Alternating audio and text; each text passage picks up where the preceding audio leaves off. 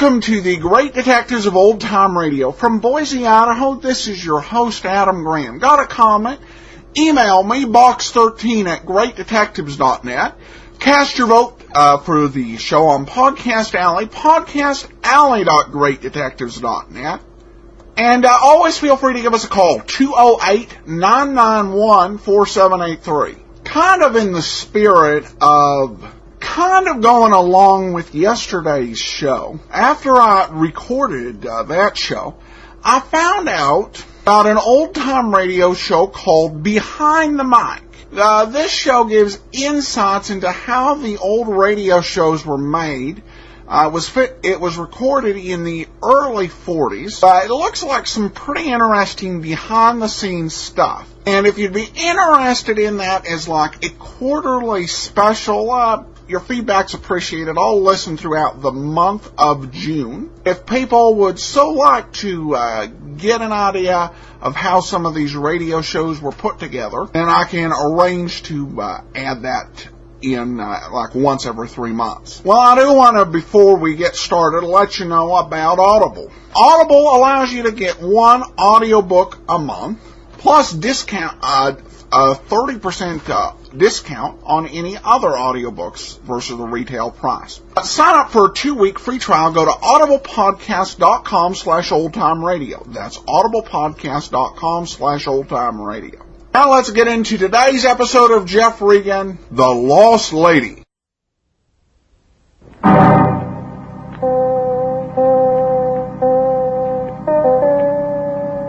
My name's Regan.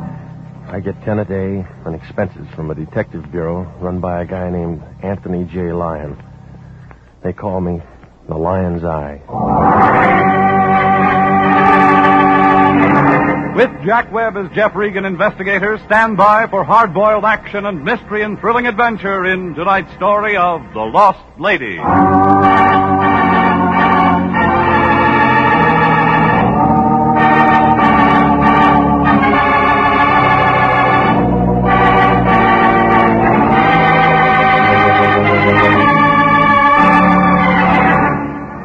You'll find it in Hollywood, jammed in between Van Ness and Wilton, right off the boulevard, Taft Avenue. Starts at a furniture store, runs for about a block, and then crosses Franklin. What happens to it after that, I don't know. I only go as far as the gray apartment building on the even number side, about the first thing you see. Figures that the guy who built my place never read the earthquake laws. A good crap game would shake it loose. Well, that's where I live. Apartment 308. In the back, where I can keep an eye on a brass drain pipe and a tired-out palm tree. I got a coffee pot and a bed that comes out of the wall. It isn't much, but the phone company had to have an address. That's where I was last Monday night, about 8 o'clock. Some Cleveland fans were running up a house tab in the apartment above me when the phone rang. I thought it might be somebody from Boston. It was the Lion. Regan, I'm calling you from the office. I stayed late tonight. You should have joined the union. We got a new client. Yeah? Her name's Isabel Sanchez. I just talked to her. Did you make a date? She flew in from Mexico City tonight on American Airlines. She needs help. They're saying that about the Democrats. Comes from a fine family. Lots of influence in Mexico. Try the State Department. She came all the way to Los Angeles to see her sister, but she's disappeared. Did you tell her about the Missing Persons Bureau? I told her about you. What do you mean? You're going to find her sister. I'm no St. Bernard. You'll do till I can feed one. Besides, she could go to the Mexican Council if she wanted to. What's that got to do with it? Remember the Pan-American Conference? We gotta be nice to this dame. Yeah, well, don't make up a contract. I already did. She gave me $200. What else did you get? She'll tell you the rest. Don't you ever ask questions? That's your job. She's got a room at the Belmont. Hop over there and see her. She's expecting you to find her sister. That all? That's enough. Call me after you talk to her. I hope her check bounces. Don't worry. She paid cash.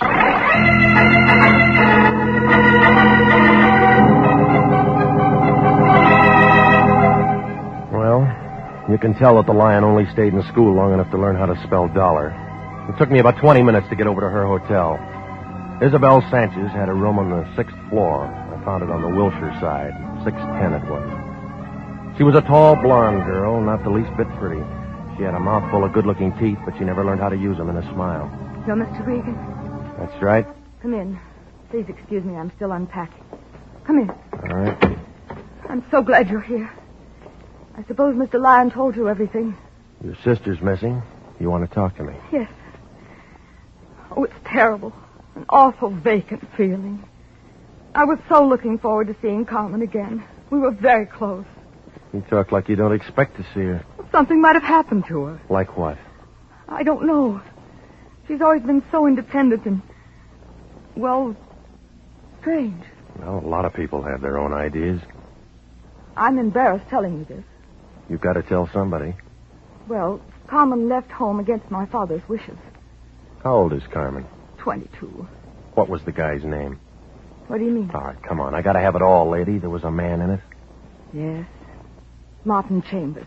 From here in L.A.? Carmen met him once in Mexico City. Thought she was in love with him. When was this? A year ago. She followed him back. Yes. You took a long time to catch up. I've been very concerned about Carmen. I received this letter from her a few days ago. It's the first word since she left home. Here. You can see it's not much. She asked me to come here. I took the first plane. Mm-hmm. What about this address? There's no such place. I went there right from the airport. Who sent you to us? You're in the phone book. Is that all you got? Well, I have her picture, and it isn't very good. It's a snapshot here. Mm-hmm. Blonde, huh? A little darker than mine. She's the same height. We wore each other's clothes. Who else did she know? Just Martin Chambers. Oh, no, now, wait a minute. She mentioned a Dr. Menlo in her letter. Did she need a doctor? She just said he'd been very kind to her.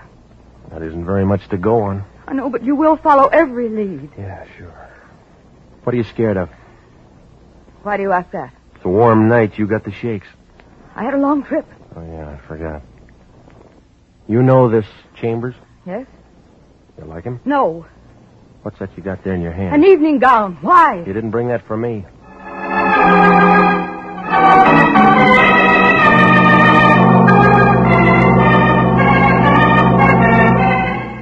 Well, our story was smooth, but the clothes didn't fit. All the labels that showed said New York City. I went downstairs to a phone booth, and I got a hold of a friend of mine in the CAA. He checked into it, and he told me that nobody named Isabel Sanchez came in on that Mexico City flight. The whole thing looked phony, like a fan dancer in long underwear.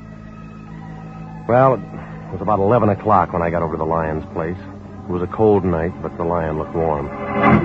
What do you want, Regan? I'm busy. So am I. I've been looking at that Sanchez dame. Tell me about it in the morning. No, I'm going to tell you about it right now. It's no good. What do you mean? It's another bum client. She gave me $200. Her clothes are out of New York. Maybe she came the long way. She didn't come in on American. So she's got a donkey. All you got to do is find her sister. I just told you she's a phony. Let me worry about that. Well, you can start now. Here. Watch this. It's a letter and a picture. That's all the lead I got. Now, wait a minute, Regan. What about our contract? New Year's is coming up. You'll need confetti. I can't do a thing like that. We got a moral obligation. And $200. I'm thinking of our reputation. I've given our word. Take it back. That girl's a stranger in a foreign land. She came to us for help. Oh, stop it, will you? If there was a quarter in the bay, you'd drop your mother overboard and tell her to hold her nose. You're getting out of line, Regan. If she came up with kelp, you'd wring her out for iodine. That's enough. We got a case, and you're going to handle it. You're going to handle it. I quit. I know this girl looks suspicious, but we have to give our clients the benefit of the doubt. Why didn't you send her to missing persons? I'll keep this picture and check with them first thing in the morning. You follow up that Menlo in the letter. Well, a guy named Chambers has got priority. Who's that? The girl's got a love story. It's getting cold out here. Check me in the morning. I'll do that. Remember, Regan, we always work hand in hand. Yeah. That's why I never wear a ring.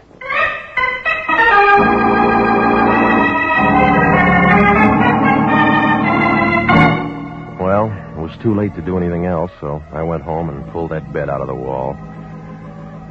The next morning, I found a Martin Chambers listed in the city directory with an address on Laurel. Turned out to be a 2-story apartment building about the color of a bride's blush.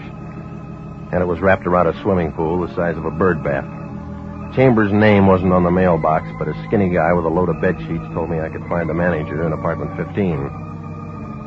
When she answered the door, her voice sounded like a beer truck in low gear. Hello, Sonny. Looking for an apartment? You got one? No. Come on in. You having some coffee? You want some? No, I'll pass. You don't know me, do you? I just got here. I played the Palace in 26. Ah, them was the days. Write it up and sell it to the movies. Damn slobs. Central Casting ain't called me in 4 years. You got a card? AFRA, SAG, and the Musicians Union. I play French horn. None of them call me. I figure it's a record band. I'll talk to Petrillo. I hate this dump. My third husband gave it to me. By the way, what are you doing here, Sonny? I'm looking for a man named Martin Chambers. What do you want him for? Talk to him? Cop? No. The day that guy moved in, I had him pegged for a gigolo. His hair was too curly. Well, some women like that. Not me. I used to have to chase him around the swimming pool to get his rent. You're using the past tense. Where is he now? Forest lawn. That's one way to break a lease. He got boozed up about 6 months ago and drove off Malibu Pier. Took them 3 days to fish him out. Straighten his hair? Yeah, it sure did. Oh, wait a minute here. I kind of like you, Sonny. You get around, don't you? Yeah, when the weather's good. Ever run into Louis B? No, not yet. If you do, mention my name, will ya? What is it? Just say that Goldie McMasters was asking for him. He'll remember old Goldie. How could he forget? Palace in 26. Mm-hmm. Let's back to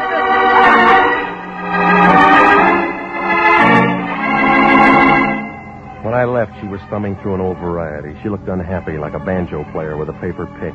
Well, what she told me about Chambers took the leading man out of the picture, but there was a bit player named Menlo. Well, I called the office of a Paul Menlo, but they said he wasn't in that day, so I drove out to his address in Encino. It was a ranch house poured all over the top of a hill. From the looks of the place, Dr. Menlo must have been getting oversealing for his cough drops. I parked my car by the gate and followed the flagstones up to the front door. When I pressed a button, I heard something that sounded like chamber music. The door opened in the middle of the second chorus. Good morning. I want to see Dr. Menlo. Your name, please. Regan. You'll have to call the doctor's office, Mr. Regan. I already did. And they must have told you the doctor doesn't see any patients at his home. Yeah, well, I'm not sick. Keep it up and you will be. Beat it, Pilgrim. No, I came here to see the doctor. He don't want to see you. Get your hands off me, punk. Once I hit a guy in the ear, it busted his leg. Oh. I can handle this guy, Vicky. Stop that. Get out, Max. I'll be in the back if you want. You ever been a referee? I've been a lot of things. Come in, Mr. Regan. I apologize for him. He's so eager. Isn't this better? Well, everybody's eager now. Anxious is a better word. I like Blue Surge. Has an effect on me. You the doctor's helper? I hold his stethoscope. My name's Vicky Starr. I'd like to see him. He's busy. Where do I wait? Might be quite a while. He just opened the bottle. Well, then I'm right on time. Paul's not sociable like me. He drinks alone. He gets more that way. Let me entertain you. What can you do? Watch. Oh, no, easy, baby. I don't know how to fix a fracture. I've already got a man that can do that. I want one with brains. What's the matter with the doctor? He keeps his in cold storage. Hasn't used them for a long time now. Oh, I don't know. He's done all right. This place? He'd be selling papers if his wife hadn't left him a good insurance policy. Don't you like his money? Don't get me wrong. I like being secure, but a girl has feelings, too. Mm-hmm. They're beginning to show. I'm glad I met you. Why? We're going to have some nice afternoons. It's football season. I have some free time. Want to hear me on the piano, for instance? No, I don't sing. I'll teach you. Paul says I should have an outside interest. Well, keep looking. You'll find one. You smile good, but you talk nasty. You started this conversation, sis. Max is still in the kitchen. I came here to see Menlo. You didn't say what about? I'll tell him. There's the phone. Call and make an appointment. Yeah, I'll be... Hello, Vicky. Who is it this time? His name's Regan. He hasn't got a business card. Have Max throw him out. You Dr. Menlo? Yes. Should I turn all my patients over to another doctor? Yeah, well, I know one you forgot. Tell me who. Carmen Sanchez. Go ahead, Vicky. I'll talk to him. Watch yourself, Paul. He doesn't know how to be nice. It'll only take a minute. I'll crack some ice. Good nurse. She's out of uniform. We're casual. You said I had a patient named Carmen Sanchez. Who told you that? Somebody she knew? Your relative? Friend. You heard some wrong information, mister. I never heard of Carmen Sanchez. I read about you in a letter. Must have been another Menlo. No, there's only one with a license. You peaked, too. 25 a day? 10. I work for another guy. Who? Lion. Lion's Eye. Okay. You're still at the wrong house. You want to show me your files? Why not? Come on. Okay.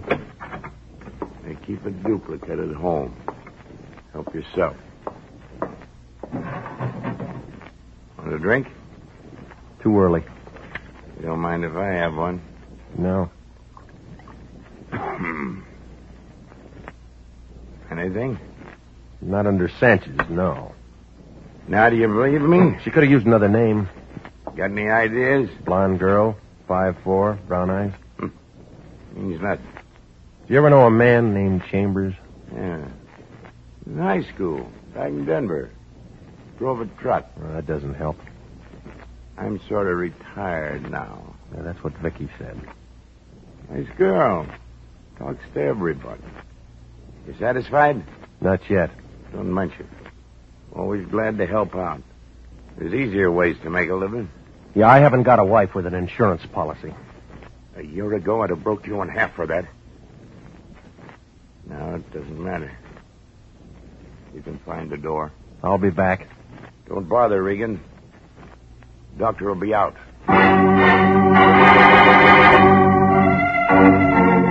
I left him sitting there with a glass of rye in his hand. It wasn't much of an interview, but there was a story somewhere. What Menlo didn't have in his files, he was keeping in his head, and figured he might open up if I showed him that snapshot in the letter. When I drove back to town, I put in a call to the Lion. Nobody answered at the office, so I went home. When I opened my door, I caught a load of taboo. Isabel Sanchez was wearing a dress she must have put on with a shoehorn. You've got the nicest janitor. He thinks I'm your sister. Where'd you meet him? He was in the lobby when I came in. I've been waiting for you. Yeah, well, we got an office, you know. No one answered when I rang. I wanted to be sure and see you before I left. Taking a trip? I leave for Mexico City first thing in the morning. Well, it was a short visit. It was long enough. What about your sister? That's what I came here to tell you.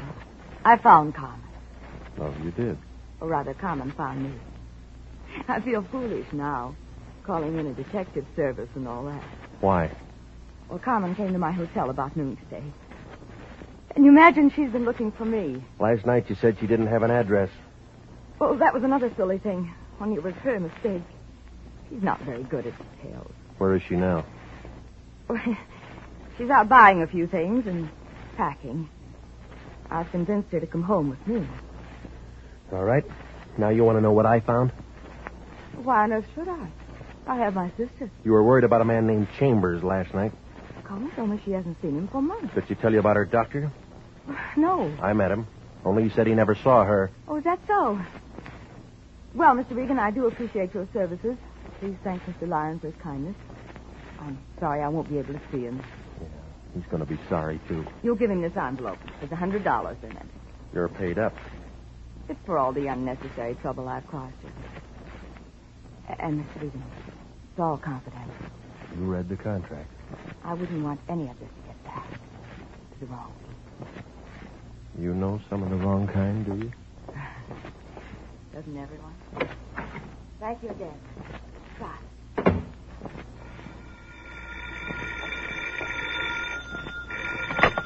Hello?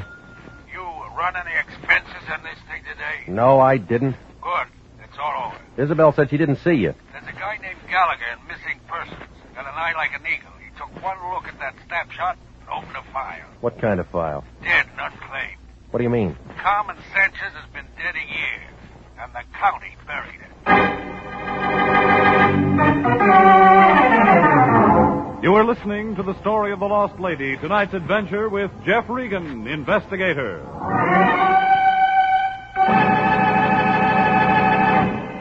Before we continue with tonight's story, here's an important message from the Adjutant General's office. The Army Nurse Corps Reserve still has commissions available for graduate registered nurses between the ages of 21 and 45. If you believe you qualify for a commission in the Army Nurse Corps Reserve, apply to the Adjutant General, Washington, D.C. And now, back to the story of the lost lady and Jeff Regan, investigator.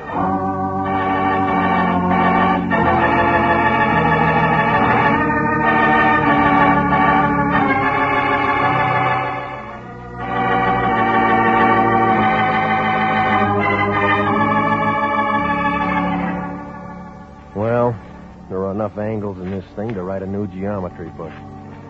Isabel Sanchez came to Los Angeles to find her sister, Carmen. She called in the Lion, who started me digging. A doctor named Menlo out in Encino used a milk bottle for a jigger. He was heavy on green stuff, but light on memory, and gave me nothing but an ice cube. His girlfriend, Vicky, was a little different. She gave me a warm glow, but I still drew a blank on the missing sister. Then Isabel walked into my place and said she found Carmen and called off the chase. That's about when the Lion rang and said that he'd found her, too, only his version was a little different. She was holding down a plot in the county cemetery, been dead a year. Well, I caught a cab and I went over to her hotel. A small man with a bald head opened the door and looked at me like I was trying to crash a coming-out party. Yes? I'm looking for Isabel Sanchez. Are you a friend? She won't think so. She's not available. All right, I'll wait. Oh, what I mean is, could you come back later? Well, what's wrong with her now? Oh, well, you see... All right, come on, Buster. Let's throw it in gear. Are you a guest of the hotel? No. Now, could you please tell me the nature of your business? I want to see Isabel. I'm sorry. I can't let you in until you tell me who you are. Regan, International Detective Bureau. She's a client. Oh, come in. I'm Dr. Stanwyck, the house physician. She need one? Not anymore. Look for yourself. Well, how long's she been this way? 2 hours, I'd say. Bellboy found her a few minutes ago. She drank a lot. Alcoholic poisoning. Yeah. Oh, Mr. Regan, when a thing like this occurs, naturally, we don't like it to get around to the other guests. You'll use discretion, I presume. I'll be as quiet as she is. Thank you, Mr. Regan. We appreciate it. Mm-hmm. The elevator's to your right. I got a good memory. Regan, What are you doing here? come to talk to our client. You'll need a Ouija board. What you mean? She's dead. Why'd you let that happen? She wouldn't have done you any good. What you talking about? Yeah, all right. You go to Isabel. You say her sister's buried on the county, but it'll take a little cash to keep it out of the newspapers. Not so loud. Go back to your contest blanks, big shot. That Sanchez dame didn't come from Mexico, and she wasn't rich. You mean she's been lying? I told you that yesterday. All right, we'll close the Sanchez case. Oh, no, we won't. It's still wide open. Where you going? To buy an air wick.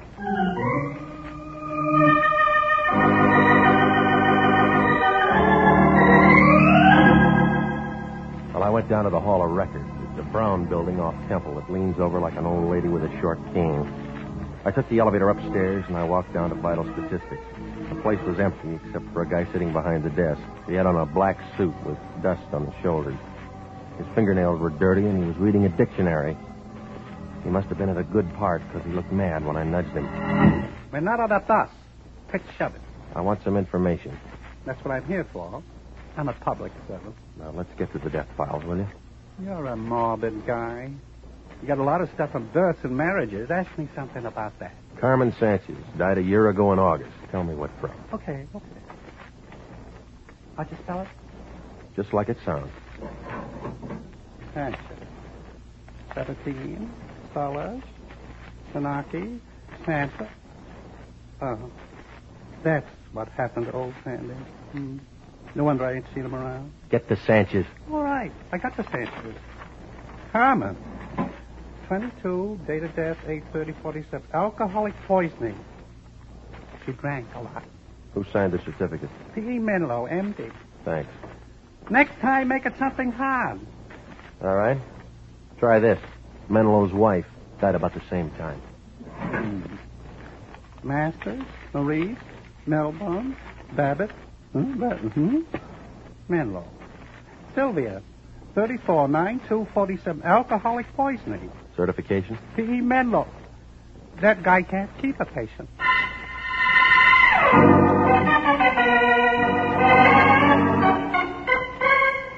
Well, I left and I went back out into the street. It was almost 5 and the traffic was heavy. I started to cross the street to a sandwich shop on the corner. A yellow cab raced me to the sidewalk, but I won. I went inside and a skinny waitress with peanut-colored hair brought me a cup of stale coffee and a burnt hamburger. I sat there and I tried to figure it. It was like swimming through a tidal wave in hip boots. 3 deaths from the same thing and Menlo's name on every one of them. Well, the answers weren't in the coffee cup, so I went home, picked up my car, and drove out to Menlo's place in Encino. The drive was nice, and so was the reception. I built a fire. I forgot the marshmallows. We'll think of something else. You know, I'm not mad anymore. I'm still looking for your doctor. Let me take care of it. No, I want to see him. And you'll have to wait again. When's he going to climb out of that bottle? We had dinner at a place on Ventura. Paul found the bar. He'll stay till it closes. I better go there. Questions again? Maybe. I know some swell answers. I'll bet you do. I've worked for him a long time. 1 year. How did you know? This is my night off. You here all alone? Isn't it terrible? Anything can happen. How do you like it? Your way? That's better. Now, let's have a nice, quiet evening. Just you and me. I had a feeling you'd be back. Is that why you wore that? Like it? Well, you got talent, lady. Discover me. There's been a famine of men like you. You don't look underfed. Why didn't I meet you sooner? We didn't travel in the same crowd. Let's start over. Do you keep his files? What's that got to do with us? They'd never pass inspection. Are you talking about something I should know? Carmen Sanchez. What about her? She died. Menlo signed her death certificate. Paul's lost a lot of patience. He's not very good. Did I tell you I played the piano? You told me some other things. Did I? They make a good story. I don't like stories. Well, I'm going to tell you anyway. I thought we were going to have a nice, quiet evening. A girl walked in his office one day and dropped dead. Good opening. Why'd she do that? Alcoholic poisoning. She was a nobody named Carmen Sanchez. The story's getting dull. There was a snapshot in her pocketbook, not much else. When does the action begin? Right now, lady. The doctor's wife had an insurance policy. He convinced her to take a trip. Why'd he want to do a thing like that? So he could pull a name fix and collect his wife's insurance. He had a body. No one will ever believe this plot. He buried an empty box. How do you know? I'm going to have somebody dig it up. What about the body? He turned that over to the county. Everybody lives happy ever after. Don't you like my music? You're going to have to take up the harmonica, lady. Why? The gas chamber isn't big enough for a piano. Who's going to the gas chamber? You, maybe. And insurance fraud's one thing. Murder's a longer rap. You haven't touched your drink. I don't like mine that strong. Now, come on, lady. Get your coat. Mac! I thought you were alone. I lied. Hello, Regan. You look excited. He's tough, Mac. Yeah, that's easy. Soften him up. Oh!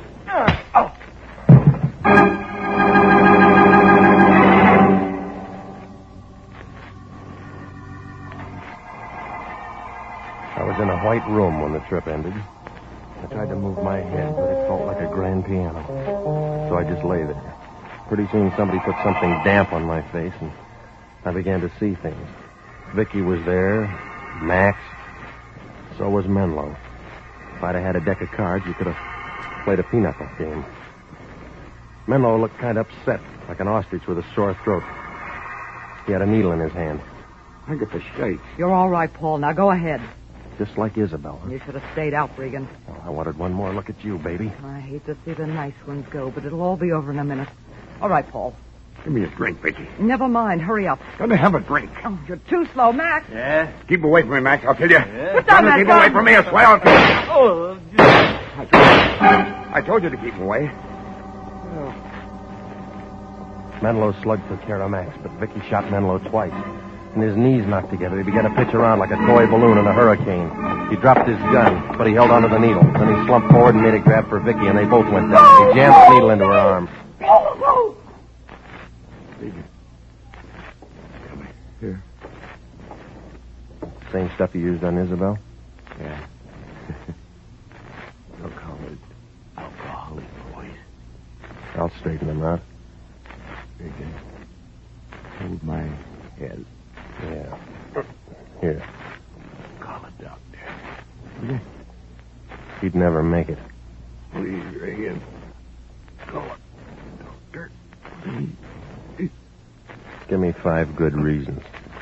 5 good reasons. I got Vicky.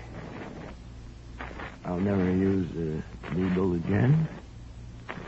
And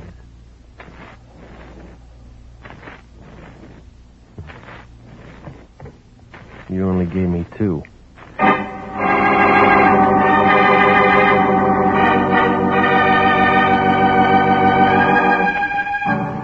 Well, we didn't hear from the suburbs, but there were enough ballots to make it an election. Homicide got the insurance commissioner down there, and he threw in a vote.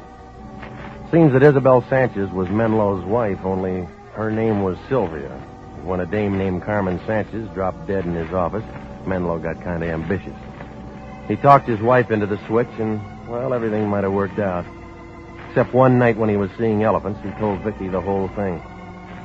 She set the squeeze play with Max in the dugout. When Sylvia got back and saw how things were, she called herself Isabel Sanchez and went to the Lion with a story about a lost sister. I was hired for scare work, and when she figured they had enough, she called me off, but it didn't take. And you know the rest. Well, the insurance company issued a fee for exposing it to fraud, and the Lion got his picture on page 1. It was right next to Vicky's.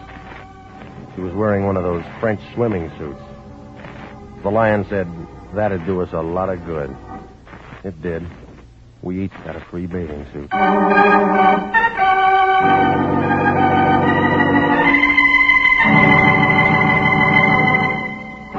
Jack Webb is featured as Jeff Regan, with Herb Butterfield as Anthony J. Lyon. It's CBS at the same time next week for more hard-boiled action and mystery with Jeff Regan, the investigator. Written by E. Jack Newman and Larry Roman.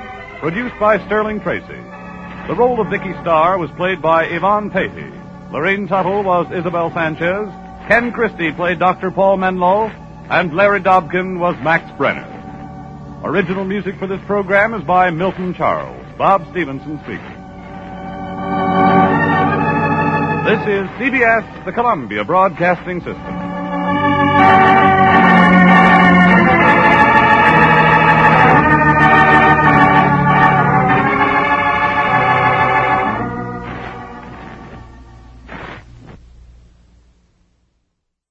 Welcome back. A couple notes on culture references. 1948, when this show was made, was actually the last year heretofore that the Cleveland Indians won the World Series. And they actually won the series 5 days before the show was written, so they included that as a topical reference. Another one was his comment about the Democrats needing help. And that's because the poll numbers at the time suggested that the Democrats were going to lose along with Harry Truman. Of course, the election didn't turn out that way. I've heard several radio shows from the post-1948 election ribbing the Republicans for losing. So when politics was referenced, it usually, at least as we've heard here, it's been used not as we use political humor today, comment on one party or another, but the joke always seems to be who's in power and who's out of power. Little different from how we would do sports teams. A little more gentle and a little less likely to offend. Oh, and by the way, when Regan rang that doorbell, it sounded like the NBC chimes. But maybe that was just me. All right, one more quick comment off Podcast Alley, and then we'll be done. Amazingly done. The intros could be slightly more rehearsed, but hey, that is the mark of someone who knows what they are doing. Well, thanks so much for the comment. Much appreciated. We'll be back tomorrow with Let George Do It. Got any comments? Email me, box13@greatdetectives.net. Cast your vote for the show on Podcast Alley, podcastalley.greatdetectives.net, and become a fan on Facebook, facebook.greatdetectives.net. From Boise, Idaho, this is your host, Adam Graham, signing off.